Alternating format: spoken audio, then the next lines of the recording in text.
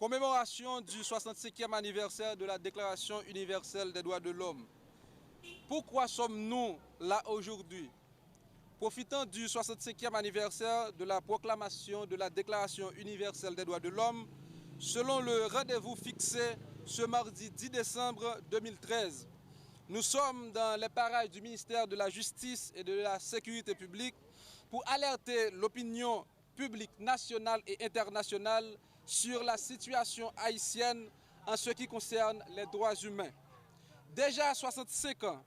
depuis que notre cher Haïti, membre fondateur de l'Organisation des Nations Unies, avait cru trouver dans la Déclaration universelle des droits de l'homme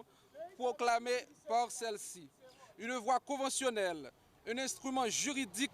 de calibre universel, susceptible de résoudre tous les contentieux historiques qui l'empêchent aujourd'hui encore de surmonter les obstacles défavorables à l'émancipation sociale, politique, économique de peuples fatigués de vivre dans l'indignité. Depuis 1986, deux choses dominent la vie publique haïtienne, le désordre et le désespoir. Pour répéter Thomas Sankara, notre pays semble transformé en une synthèse douloureuse de toute souffrance de l'humanité.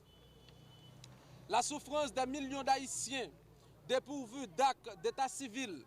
la souffrance des millions d'enfants qui n'ont pas accès à l'éducation, la souffrance des milliers de jeunes qui, après leurs études classiques, sont dans l'impossibilité d'avoir accès à l'université, la souffrance des milliers de déshérités de nos villes, de nos campagnes, qui n'ont pas la possibilité de manger à leur faim, la souffrance des milliers de familles ne disposant pas de logement décent, la souffrance des enfants des rues livrés à la mendicité et à la prostitution, la souffrance des millions de pères et mères de famille vivant dans un chômage chronique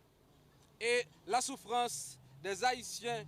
que le système rétrograde en cours oblige à abandonner leur pays en quête de mieux-être.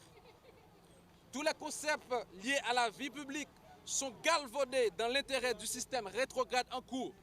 au point que la démocratie, la justice, l'état de droit sont dénaturés au profit d'une gestion improvisée de l'État.